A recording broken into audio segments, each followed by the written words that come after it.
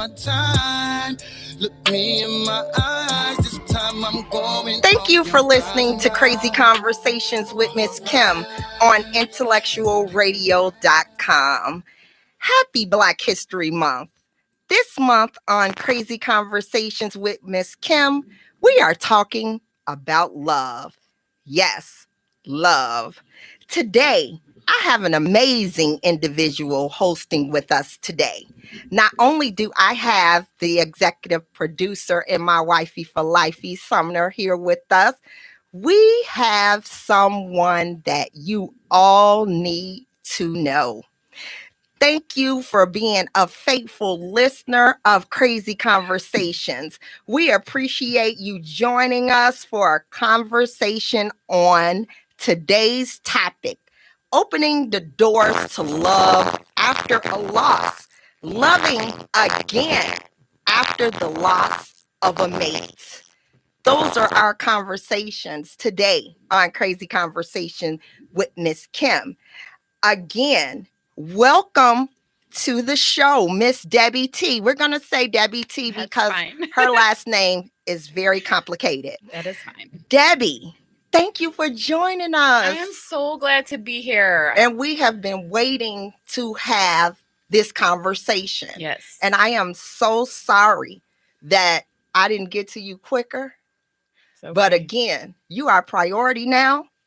So, Debbie, can you please introduce yourself to the listeners? Let them know a little bit about the person that we are about to cry with. We are going to laugh with you.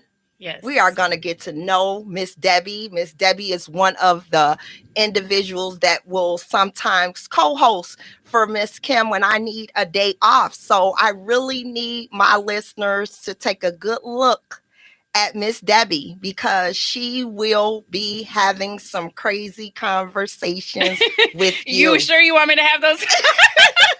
So Miss Debbie, please, again, I am so excited to have you here. Me too. I'm very excited. Tell everybody a little bit about you. Yeah. So I've known these two for a very, very, very long time. Kim, our kids grew up together. Oh, it's been almost 30 years since absolutely. We've been friends. Kids grew up together in Cal Park. And Kim and I were literally joined at the hip when I lived over that way. We, daily conversations.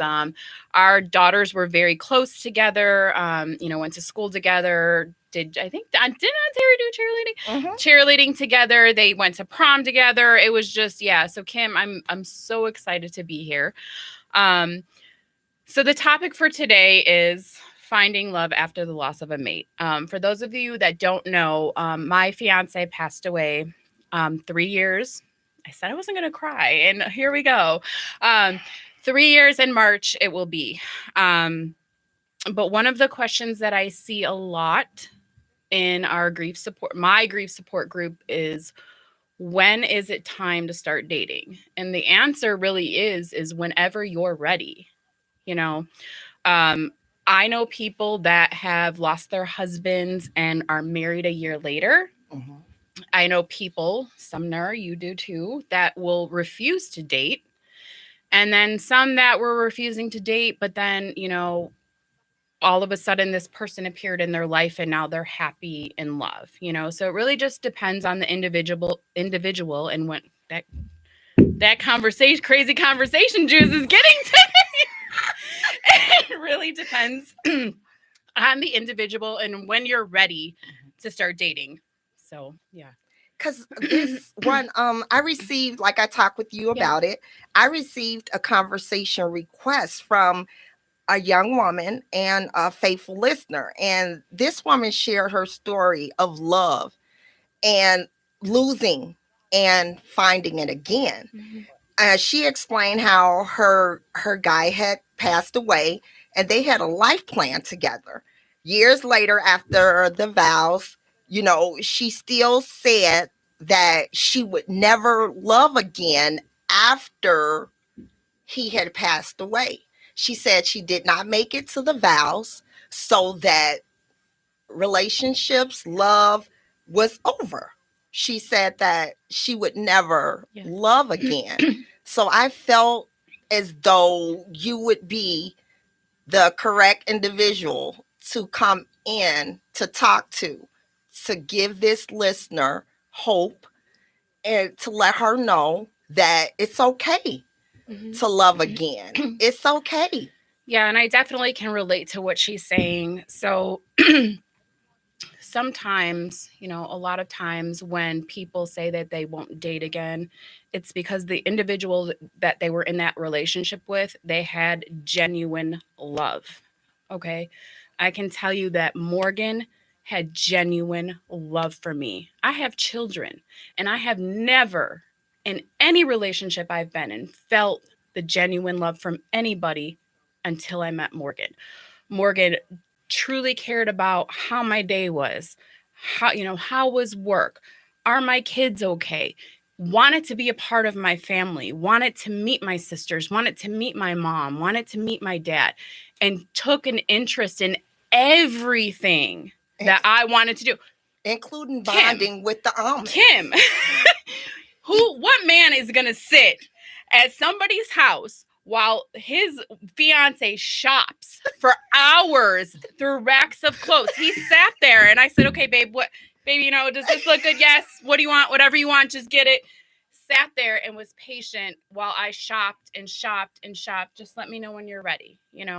So I definitely understand where she's coming from, because I'm in between that position and trying to get to the other side to where I will start looking for love again. I'm not quite there yet, because once you have that genuine love, you're not going to downgrade, right?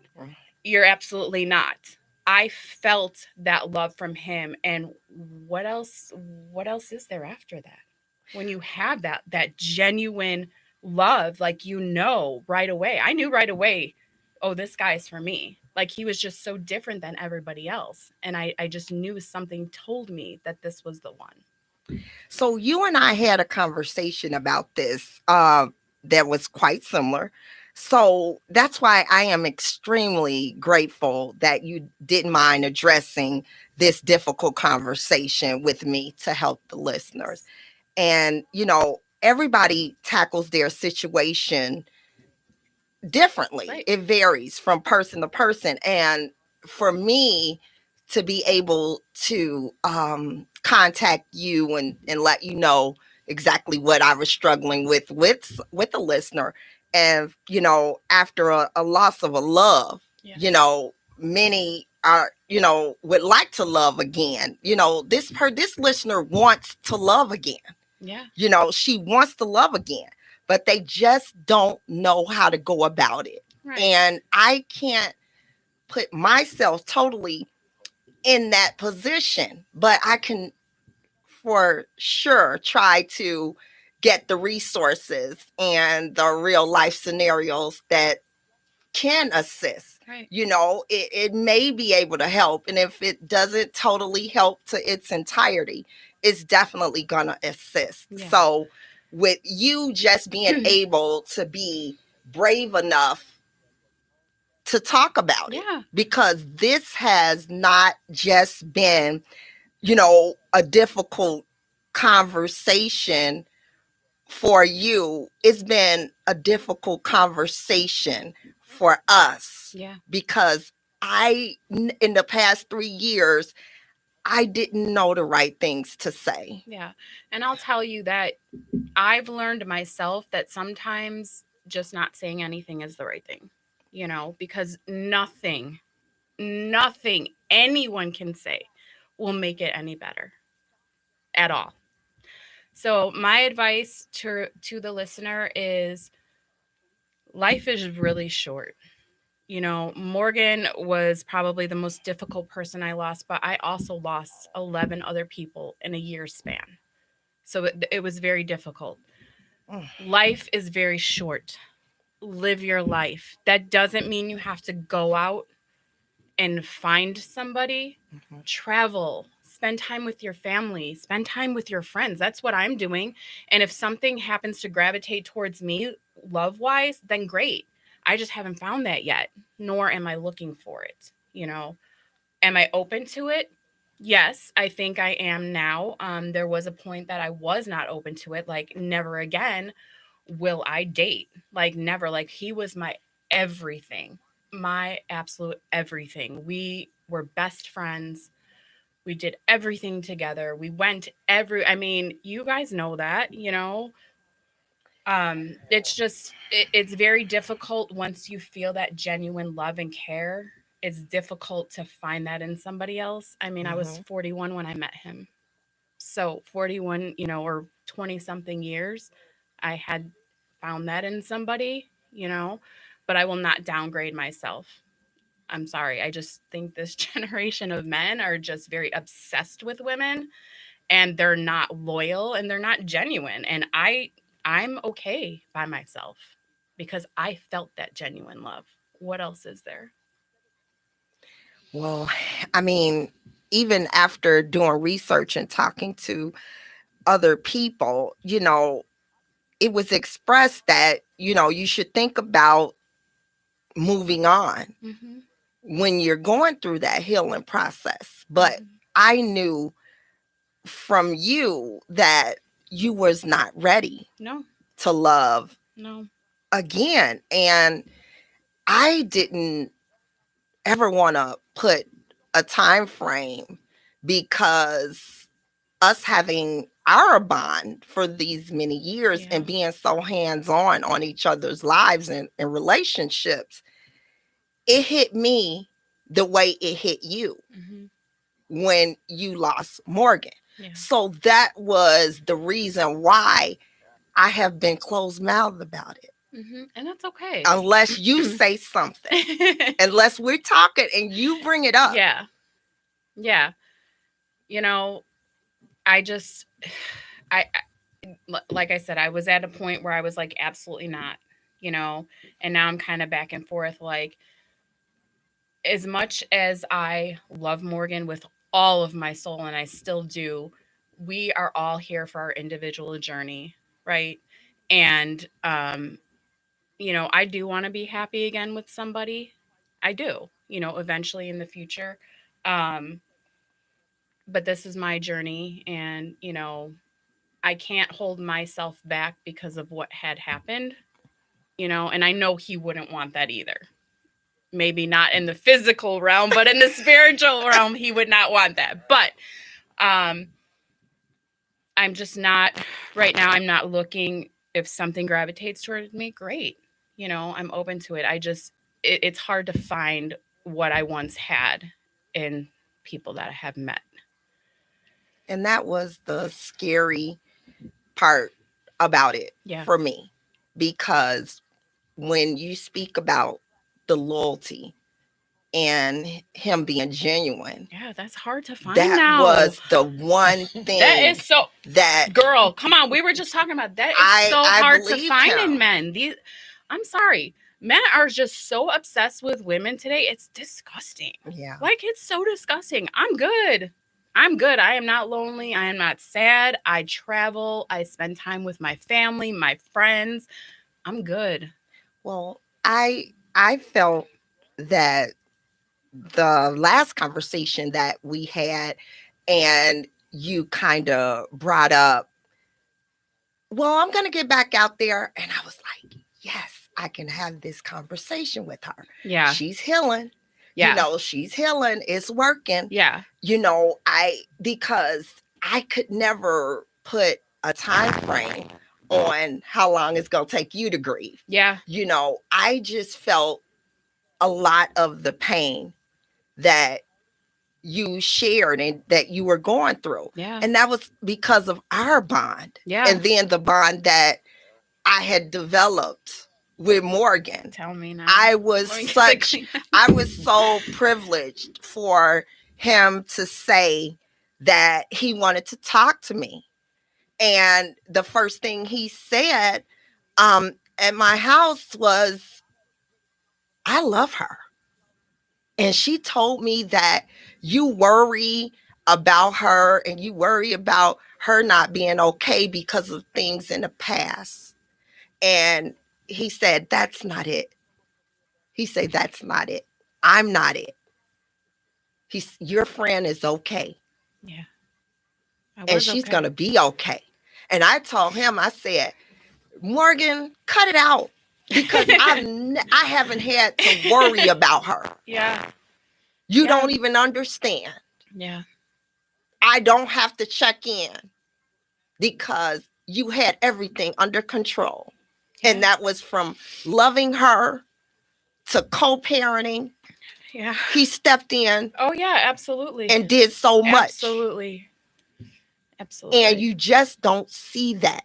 And I felt just like you did. Yeah. I felt like this is unfair for my friend. So unfair. It's so unfair. And I'll tell you that you don't know that type of pain. You don't. I don't care what anybody says. People say, I know how you feel. Thank you.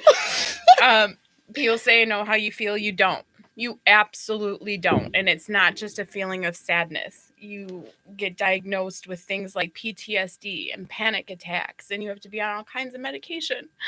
And it sucks, right? Yeah. It sucks. But again, we are all here for our individual journey, and that's what I have to keep telling myself. As much as this hurts, I have a journey to fulfill here, and I'm going to do that.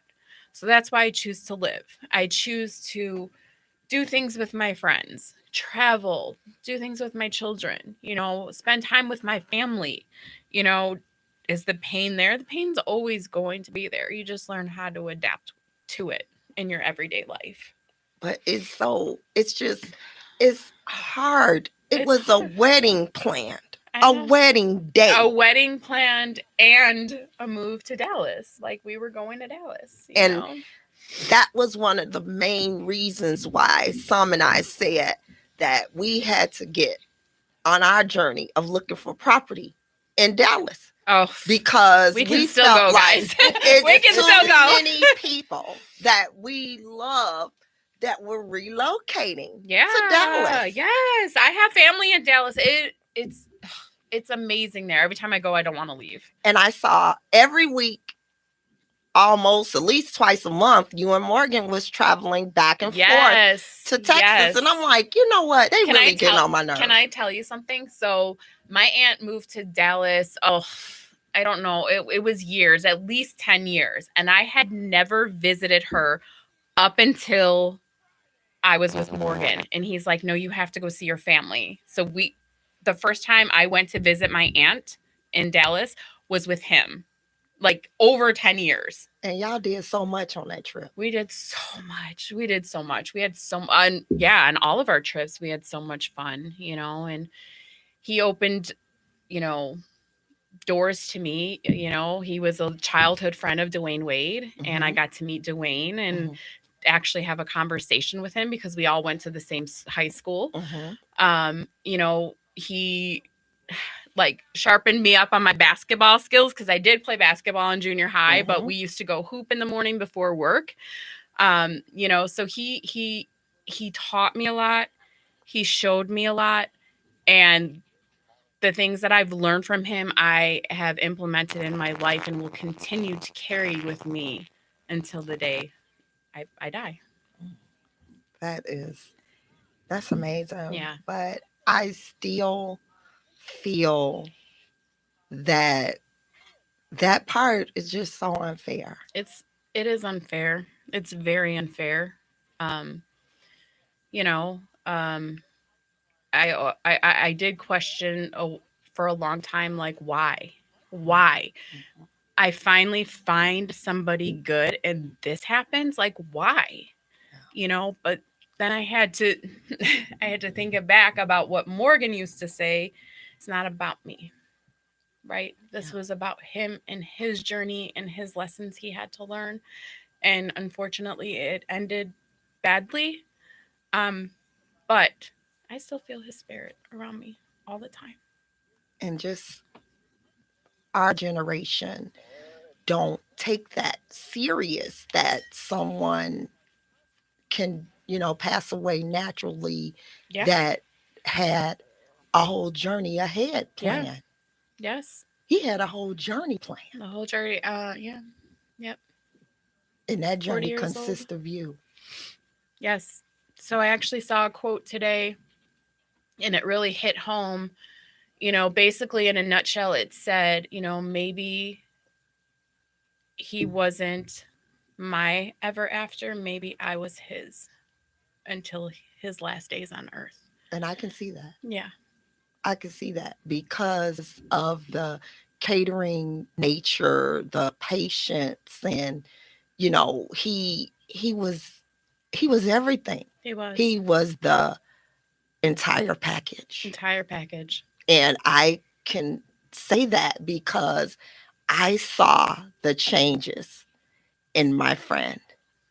And when you are loved appropriately, Yes. you are different. Yeah. And see, people now struggle with, oh, well, Miss Kim, you used to be this way. You were mad, you were mean. I could have been.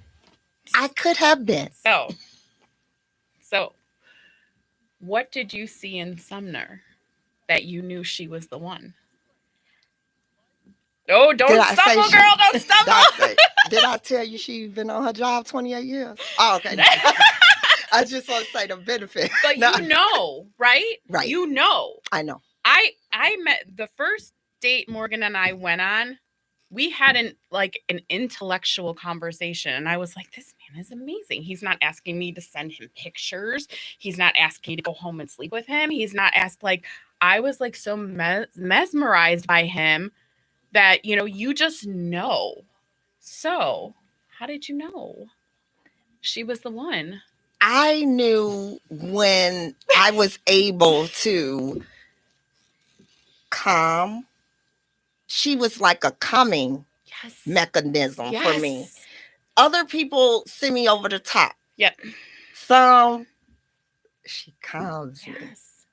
And when you take that type of role to love a person's pain away, and I felt like that's what she was doing for me. Yes. Loving my pain away. Even though at that time it was in a friendship capacity, but I knew. You knew deep down. And, even though my story, when everybody says, well, how did you know that it was going to be some? I didn't. I just knew that she kept me out of an orange jumpsuit. Yes. She was the person that was at the edge of my bed when I was about to do something that would cost me everything. Right. And I am, this is crazy conversations, but this is real. Yeah, it's real. And yes, Miss Kim has had moments that I have to settle something. Yeah. This is the person that gets me to sit back down, think about things, breathe. Yes. All of those things. And only thing I could think of was, you not going nowhere. Right. If you have to stay here, spoiled her. I'm telling you, you're not going anywhere. Yeah. I mean, I didn't know what patience meant, what patience looked like. Yeah. Yeah. Until her red turtleneck. Yeah. That's all I'm saying. No, I absolutely agree with you. It's just a different feeling, I used to get so upset about the stupidest shit, no joke. And Morgan would be like, why? Calm down. That is no reason to get upset, And I would just, whatever, just shut up, whatever, and now I see that, he's right. Things that used to once bother me do not bother me anymore. You pick your battles. And then, I know the true meaning of that now, right? You pick your battles, and just most of them are not even worth it, right? It's not. I don't care. I don't do drama. I won't be around drama. Not only did I lose Morgan, but I actually lost a lot of friendships and people who I thought were my friends, but I'm okay with that. And I'm be quite honest, I don't fucking care. Did you? I don't. You didn't lose them because you lost Morgan. So our friend, people's true colors come out, right? Mm-hmm. And people that you think once cared for you, all of a sudden start acting funny and but I'm good. because that's just the universe and God showing me that those people were not meant to be in my life anyway. And I'm okay with that. I'm so okay with that. I don't care. I really don't. Well, my question, I hope I answered yours about Yeah. me knowing. Yeah, I'd like that to it know. was I'd like to know Sumner's though response Sumner, too. go ahead before I go to the next question. Answer what Debbie. How did you know Kim was the one? I've known you guys for so long. I would never even have thought. But tell me. I want to know. I know when we was young, we was kids. Me and Kim met in high school. Yeah. Met as freshmen. So I knew then. If there's something about her, people call it controlling her dominant side of her. Because it's like when dominant style. Yes. You're a Libra, aren't you? I'm a Scorpio. Oh, you're a Scorpio. Oh God, that's even worse than that's Libra. Worse. That's worse. So yeah, so we went our separate ways after high school. So we did reconnect. Yeah. And I'm like, wow. It was just period with just Kim. Yeah. She was just like, she didn't care what she said. She was outspoken. No filter. Yes. Yeah, she was outspoken, period. And like I said, I saw that she cared about people. You know, she cared about people and she a giver. Yes. Yes. She's a giver. So anything, we could see anyone on the street. Our first date, we went to a pancake place. She might not remember that. I remember. I remember every day, by the way. So we went to the pancake place, and I'm like, the woman needed something to eat, and I'm the same way. Yeah. So I just thought it was just me, just give, I don't ask. So she like paid for the whole bill. Yeah. Then I cost this. I kept sitting like, wow. So she a giving person. So it's like, but I felt the first day we went on our date that I know she had a lot on her. Yeah. She didn't even know that I knew that she had a whole lot. Yeah. So that's why I stayed. God kept me there. Yeah. Even if I did want to walk away, I'm like, God, like she needs you to nourish her. Yeah. She needs you to have her back. You can't walk away. Yeah. So what I wanted to we would just go hang out. We wouldn't plan on like just having a relationship. Yeah. We contact each other as friends. Yeah. So it went other ways. So it's like he was like, no, she needs you to take care of her. She need help. Not in a, it's in a positive way. She needs support. But I already knew, like, when I met up with her again, I knew she wasn't going nowhere. Yeah. I had no support. When I needed support the most, I did not have it. You better always call me. Girl, I will bring some Douce over there now. I mean, it was that everybody else was living their lives. So, again, I had to make some major decisions. Yeah. I had to make some major decisions that was major to me. Oh, yeah. But on the people on the outside looking in, how could you do that? Right. How could you do that? But they don't know. They don't know. They don't know. They don't know what it is to be trapped for decades, unloved, unappreciated. Yes. They don't know. Scared. So now, for me to get this, I don't have a reason to be mad. I don't have a reason to be sad. Nope. Every day is not perfect. But I know who I come home to. Yeah. And this time, I want to come home. Yeah. It's a difference. Yes. Oh, I don't want to go home. I understand. I died home. Yeah. I understand. Whoever couch I could be in. Yeah. And on. Yeah. That was me. Yeah. I want to be at home because I genuinely have someone that wants to be there with me. Yes. I am enough. Yeah, you are. Absolutely. So that part. And that's why I was saying on last week's show, take the pictures, make the memories, because you just don't know. I wish I had taken more pictures with Morgan. I wish we did a lot. Like we did a lot. Mm-hmm. But I wish we would have done more, because that's it. Once they're gone, that's it. That is it. So I do have a question. How's the kids doing it? Because I know the kids was close to him, so we still have to think about the kids. Yeah. So so let's see, March, April, May. So 2 months later, on the date of the 16th, which is the day Morgan passed away, Brittany's boyfriend passed away. Mm-hmm. So Jeff passed away, and it I just, yeah, you know, it's hard. So the kids are okay, I think. I've talked to them. They were extremely sad. Garrick was extremely sad because Morgan was a good mentor to him, basketball wise, football wise. And now he just has no interest in playing sports anymore. So I think that has a lot to do with it. But I do ask them, and tell them that it's okay to talk about it, and we'll laugh, we'll laugh at things that we used to do together. When we were playing bags one day and like they literally kicked my ass, Garrick and Morgan, and it was me and I think it was my brother-in-law. But yeah, so we do often talk about memories and all of Morgan's stuff in our room is exactly where he left it almost 3 years later. It's all there. I haven't touched it. I mean, I did move the jewelry to dust maybe, but it's placed right back where it is. But we do have conversations. But the kids, the day after Morgan died, my daughter's aunt was shot and killed by her kid's father. So when I say deaths were back to back to back for our family, it's not an exaggeration. They just kept coming, and that's what made me realize that you have to really take in the people that want to be in your life and disregard the people that don't. They're not important.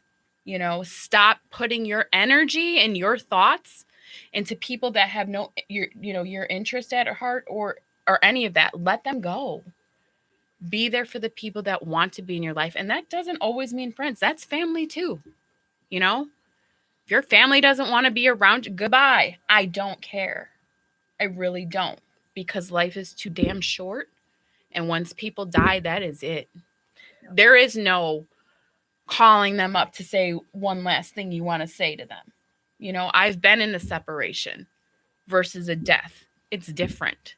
I can call my kid's father up or text him and say, this is what, whatever. I can't do that with Morgan. He's not here anymore.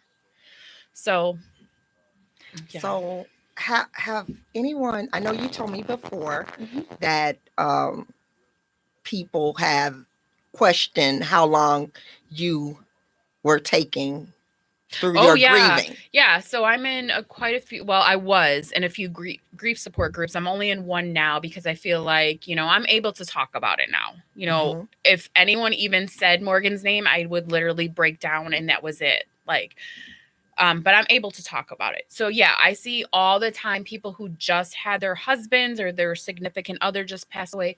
How long do you wait before you date? Or when do you start, trying to, it depends. When you're ready, you'll know when you're ready.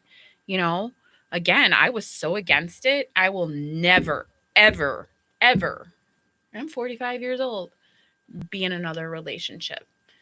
And now I'm kind of to the point where like, maybe I will be, but I'm sorry, these men got to get it together because they are just not it.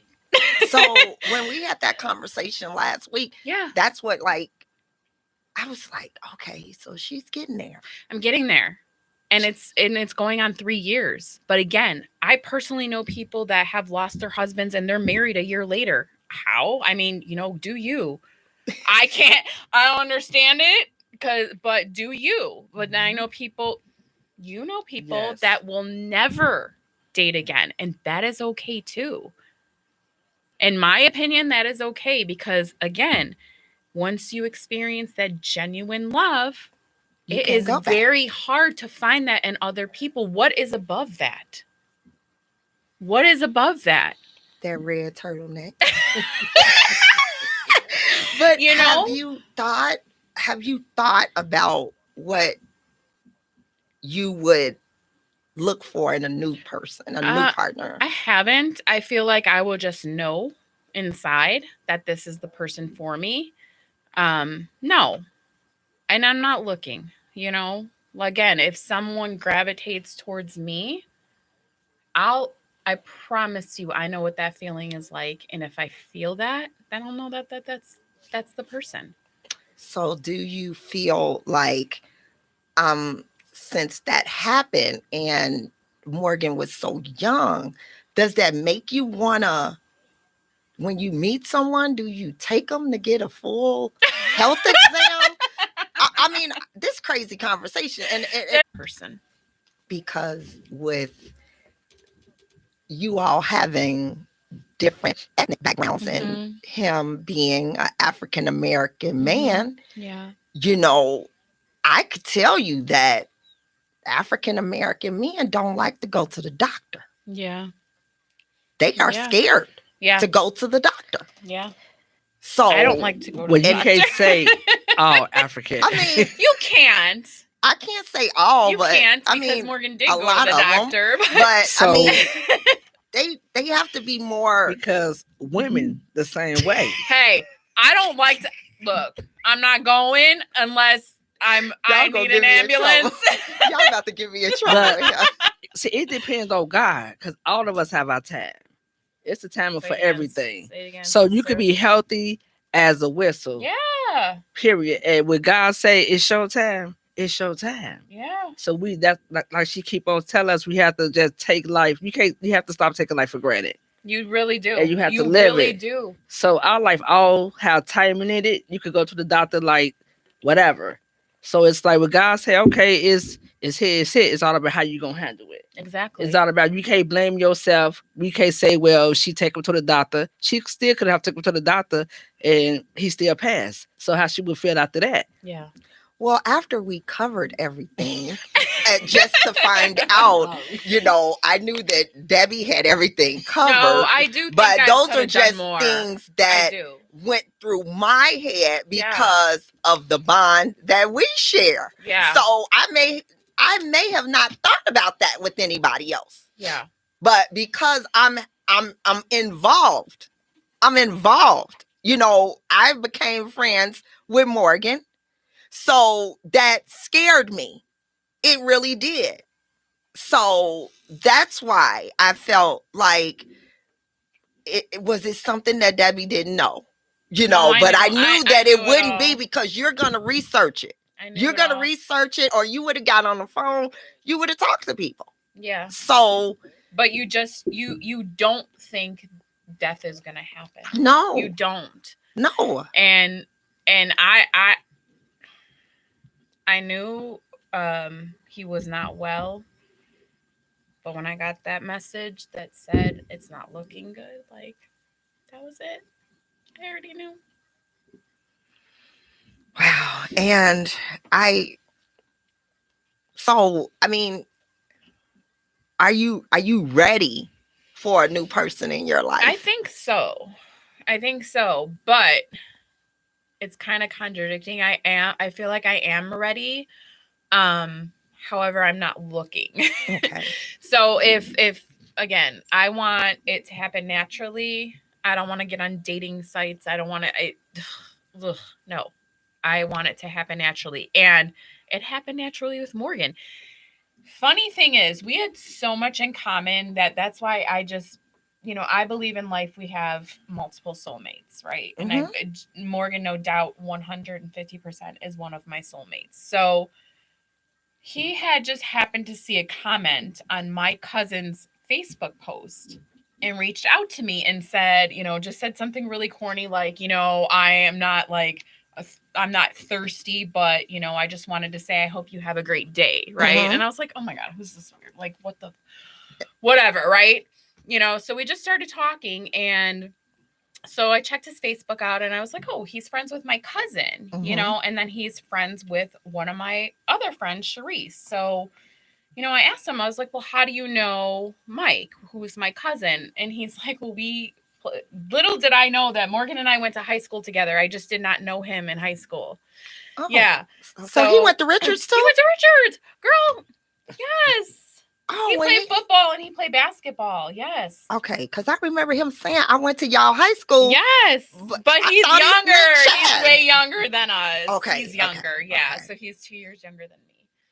Yeah.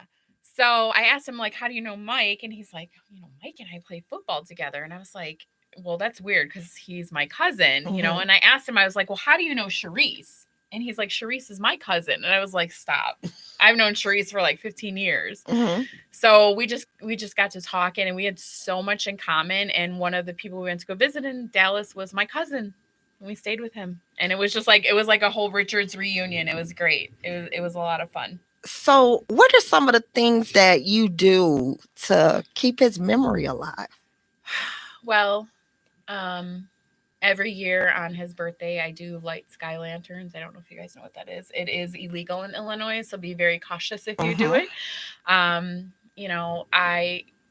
They say talk out loud to this person, and this person can hear you. I don't care who thinks I'm crazy or not. I do. This I'll is talk to crazy him in the car. conversation. Yeah. With some crazy conversation juice. I do talk to him, and I just say, like, help me if I'm feeling like anxious, or if I feel like a panic attack, like, help me get through this. Like, help me get through this. I do feel his spirit around me. There's no way I don't. I'm sorry, when I'm home alone, people think I'm crazy, but things fall that how someone would literally have to push it, So I have all of his clothes are still in the closet. I wear a lot of Packers gear because he was a huge Packers fan. And so I do wear a lot of Packers stuff. But my mom's a Packers fan. In my defense, my mom lives in Wisconsin. She is a Packers fan. But I have all of his stuff exactly where he left it. And again, it's going on 3 years. So all of his jewelry, his watches, his Dwayne Wade shoes are still under the bed. Like, everything's where he left it. All his jerseys in the closet, all his clothes are still there. I do talk to him. I know he can hear me. That's my belief. I look at a lot of videos that we did together, just pictures. I have a whole playlist that I listen to when I'm feeling sad, and it comforts me a lot. Well, just hearing that, you're not ready. You're not ready, because if you got everything like that, you can't bring nobody home. No, but if I were to find somebody that I know, then that would be the time to start putting that stuff away. So what are some of the things you did to heal? I'm not ready. I would say this, and I don't care where you are. Look, girl, I saw a bottle of jerk sauce in the grocery store, and I had a breakdown because that was the sauce we bought when we would make like Jamaican jerk chicken. I would say this: feel. Don't hold your feelings in. It will really just let my feelings out. I did get into a lot of meditating, and weirdly, I started reading and researching about life after death. I just really started learning about, what studies were done and what happens when you die. And it does comfort me a little bit. But a lot of meditating, a lot of praying that I'll just get through every single day. Well, I knew that you were on the journey of healing when you started to talk out your thoughts and feelings more. Yeah. Because, keeping that in, I thought you were just gonna explode. Yeah. And so once you start verbalizing everything, that had me saying, okay, safe. Yeah. Because it was just certain conversations, certain phrases, certain things I just was not gonna say. Yeah. And it was like killing me inside, because I'm so crazy. I say whatever, and I had to really watch what I was saying. No, I had to proceed with caution. No, because I don't think so. You're my friend. I was hurt. And to see you endure that. Yeah. To see you endure that. I was willing to do whatever to help you. And I just thank God for some that she was so open to some. We got to check on Debbie. This is not, this is, and she's like, Debbie is amazing. Whatever we have to do, and, she's important to you. The kids are. and you were getting hit from back to back. And like I said, with all the multiple deaths, I'm just like, my friend need a break. Yeah. You need a break. Yeah. And to have to heal from so much in a short period of time. Yeah. It just didn't seem normal. I was in a dark place. In that dark place. It was a dark, dark place. But, some people choose to stay in that dark place. And I said to myself, okay, I know I'm here. I have to get myself out of here. I don't want to be here. It's hard. It's very, very difficult, but you just got to do what you do in that moment. Whatever you need to do to get through that moment, whether it's a minute, an hour, a day, do it, and a lot of people get offended when you go into isolation, but really it's for your own mental health. I isolate myself still a lot, but it's not because, it's for my own mental health. And people get very, defensive, and they get offended, like, oh, you don't want to talk to me. No, it's not. It's not about you. Unless you've gone through this, you don't have a clue. It's hard. It's very hard. And that's why I had to learn to not overstep my boundaries. You never would. Stop. But I needed to give you that time. Yeah. Because still, I have lost. Yeah. But I still couldn't put myself in your shoes. And my loss was different. Yeah. I grieved, a divorce. Right. I grieved the loss of parental love, parental love, that, my grief was different. It is. And I'm glad you recognize that, because I don't know what it's like to lose a sibling. I don't know what it's like to lose a parent, so I feel like the feelings are different based on what that relationship was to you. Yeah. But by far, losing your best friend, your life partner, has been the worst pain of my life.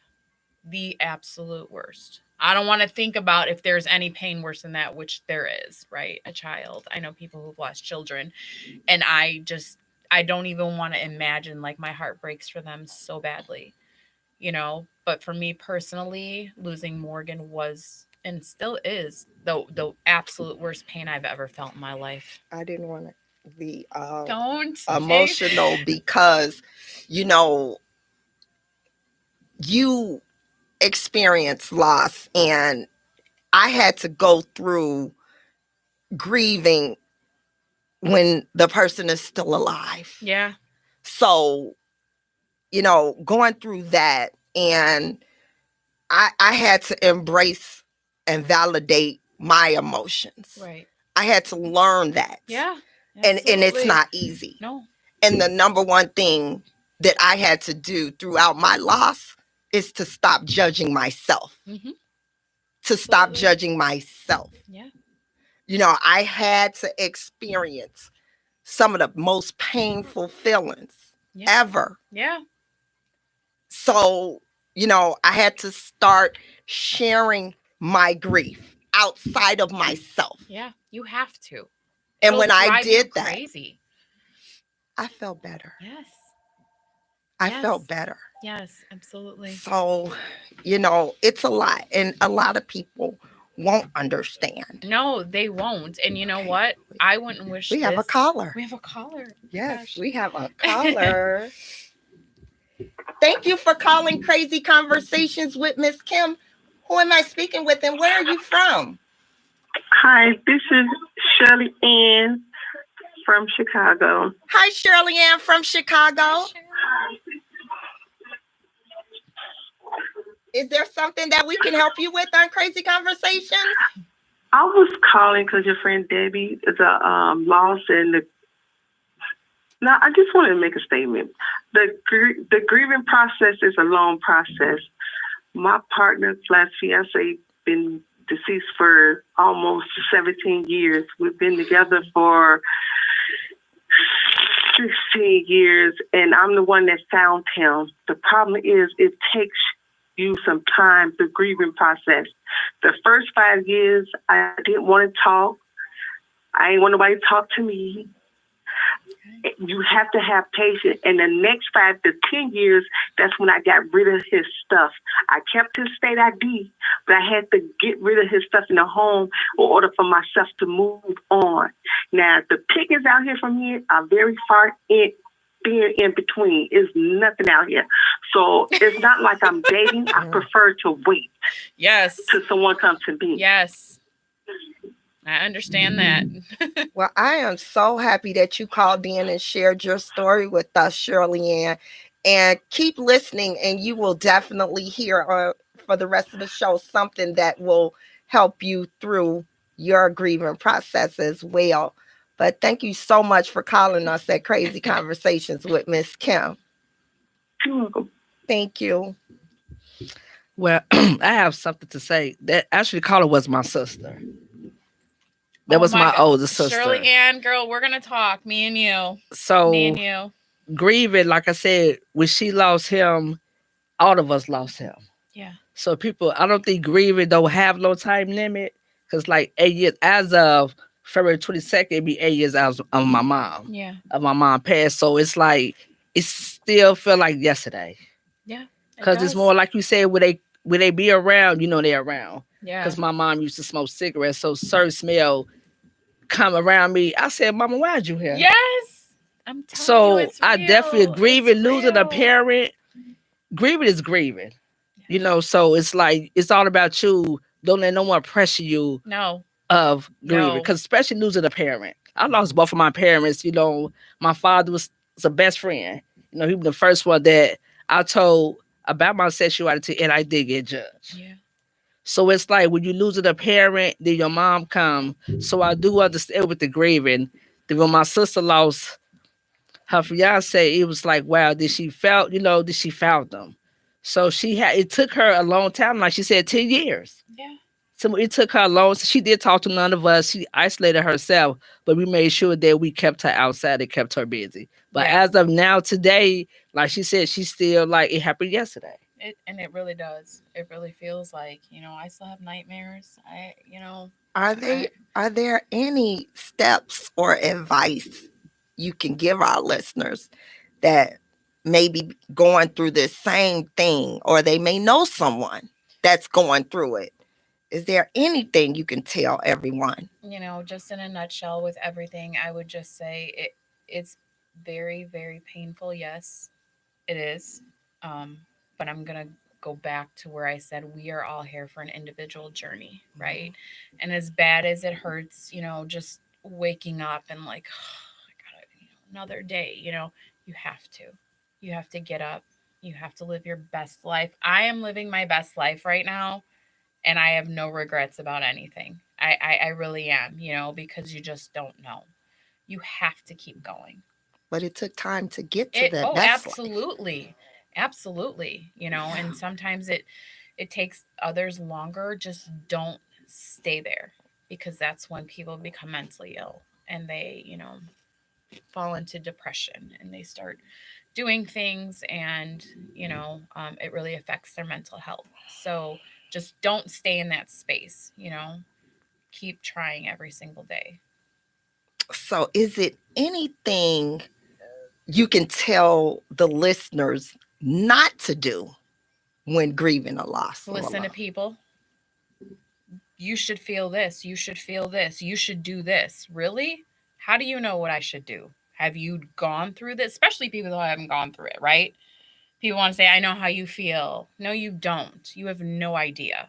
Unless you've lost somebody like this, you have no idea. Because I didn't have an idea until it happened to me. So I would say, get rid of the negative, keep the positive around you, and do not listen to what other people say. You have to do what's best for you. This is your life, your feelings, and how you are going to go on with your healing journey. Don't listen to other people. And the reason why I said tell everyone what not to do or what not to say, because that was me. I didn't know what to say. And you know what I've learned? I've recently have more deaths in my family, my friends' family. Sometimes you just say, there's nothing to say. Because nothing's going to make you feel better. I'm sorry for your loss. My condolences. You know, that's like by nature what we say, right? Yeah.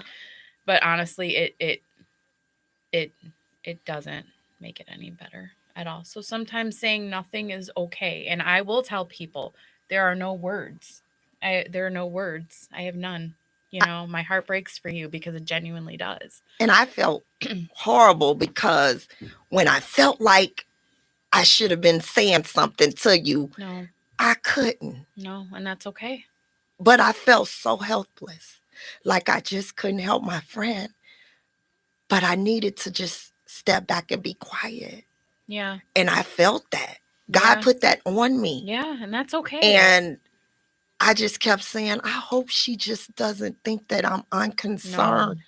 I really don't know how to fix this. Yeah. And I call myself I can fix everything. Yeah. I can fix everybody. This can't be fixed.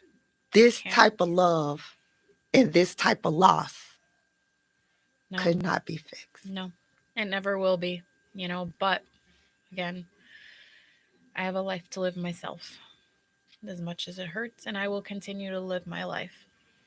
And I was so happy to just hear you say that you were gonna continue being happy. Yeah.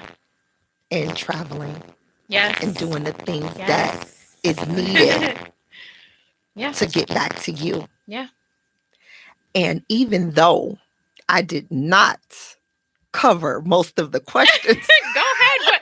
that I told you I could talk, my girl. listener had. So I know that you and I are going to have another exclusive conversation so that we can cater to this listener. Yeah. But I do want to say thank you for sharing your story. Thank you for having me. Thank you for coming. And thank you for being on Crazy Conversations with Miss Kim. I love you. And I look forward to us growing old together. Yes, girl. And if it's anything that we can help you do through your grieving process or any process, you already know. I'm 10 toes down for you. I know where you live. Thank you for listening to Crazy Conversations with Miss Kim. Join us every Tuesday, 7 p.m. Central Standard Time, right here on IntellectualRadio.com. Good night, friends. You're in my heart till we meet again.